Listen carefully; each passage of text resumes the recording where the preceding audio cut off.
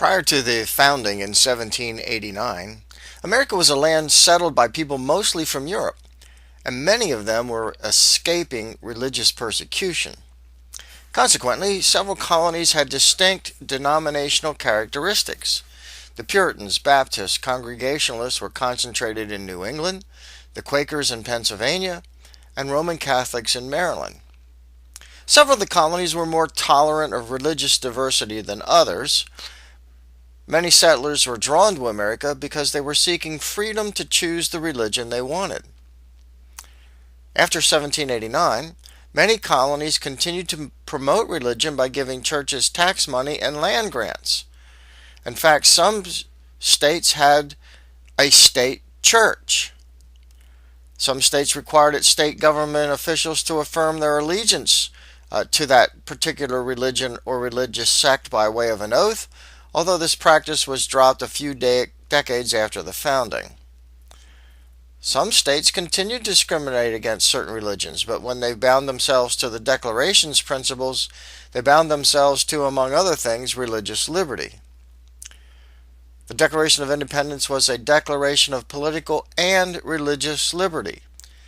Islamic law, or Sharia, dictates the most intricate aspects of daily life, from politics and finance to dating and hygiene.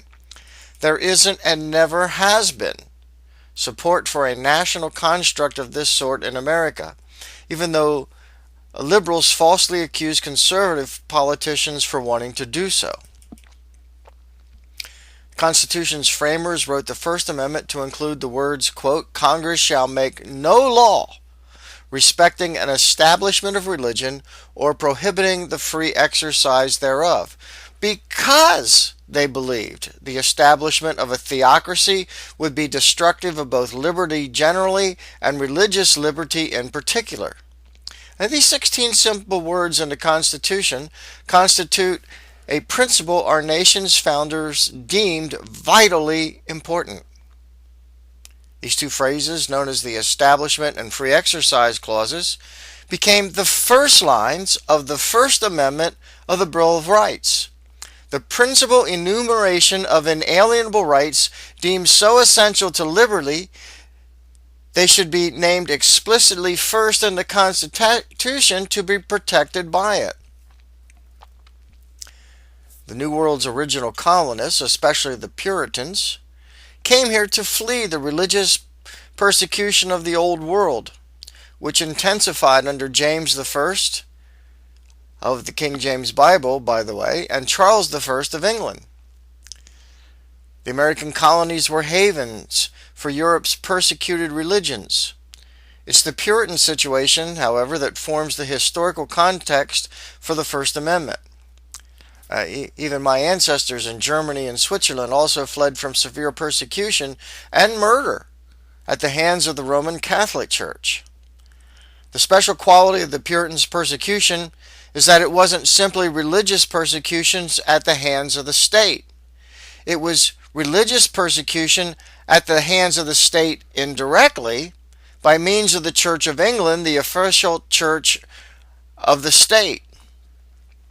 Later, persecution was carried out by the state directly, prompted by the hierarchy of the Anglican Church, also known as the Church of England, which is the same thing that the Catholic Church did with local governments down through the centuries.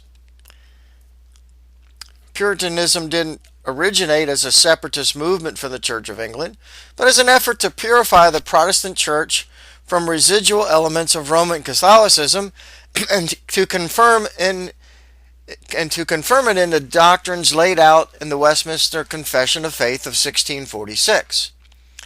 Only when the state church and the state directly began to persecute the Puritans did they become a dissident movement by default. The Church of England used the English government to control the beliefs of the Puritans.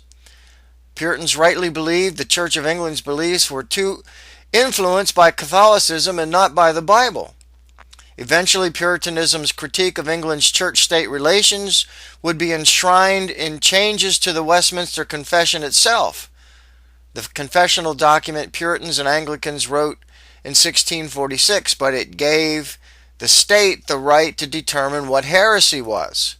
The Synod of the Presbyterian Church in the United States, meeting in Philadelphia in 1787, adopted changes to Chapter 22, reflecting their desire to limit the intrusions of the state into the matters of faith, and making sure that the magistrate did not get to determine what was or was not orthodox teaching. Notably, the Presbyterian Synod was meeting in Philadelphia at the same time as the Constitutional Convention was completing its work on the new Constitution, which would embody the same principle of separation of church and state in its First Amendment. The following year, 1788, both the new Constitution and the revised Westminster Standards were ratified.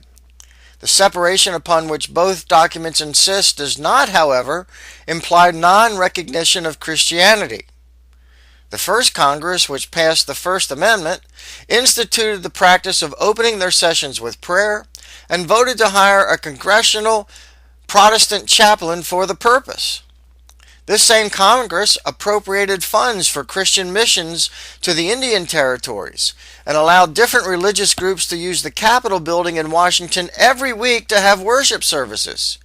Even Deus Thomas Jefferson attended these services regularly, the person who supposedly created the, quote, wall of separation between church and state, which does not mean what the Congress and the Supreme Court would later say that meant, which is interesting. Part of this, too, is that Jefferson was in Europe when the First Amendment was written. He had nothing to do with it. Yet it is his line to the Danbury Baptists that becomes the argument on which to say that that church and state must be separate.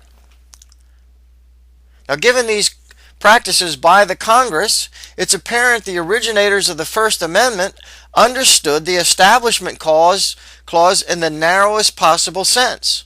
The federal government could not establish or subsidize a national religion. There could be no religion of the United States, no church of the United States.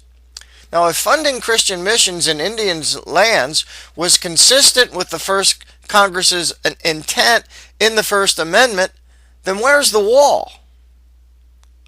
The Establishment Clause can be interpreted rightly to mean the church is to be protected from the state and the state is to be protected from the church. A national church becomes a threat both to the Republican function of the country as well as a threat to other unofficial churches and religions. Certainly this was Thomas Jefferson's intent when he argued for a wall of separation between church and state. Unlike England, America would not allow the federal government to dictate church doctrine and punish offenders of it, or have a Church of America.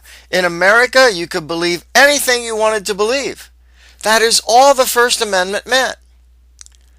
Although the First Amendment, as originally intended and applied, had no effect on the states, its adoption by the federal Congress and ratification by the states verified a national consensus that liberty and religious liberty are inseparable. The same national consensus that motivated the Declaration signers. The founders were remarkably foresighted. It's no accident Americans are among the most religious and tolerant people in the world. James Madison said, quote, "We have staked the future of all of our political institutions upon the capacity of each and all of us to govern ourselves, to control ourselves, to sustain ourselves according to the 10 Commandments of God." Now, this is the same James Madison who wrote the First Amendment. Did Madison include the word separation in the amendment? No. How about the word church? No. How about the word state? Read it again. Congress shall make no law respecting an establishment of religion or prohibiting the free exercise thereof. So how did this change to the interpretation we have today?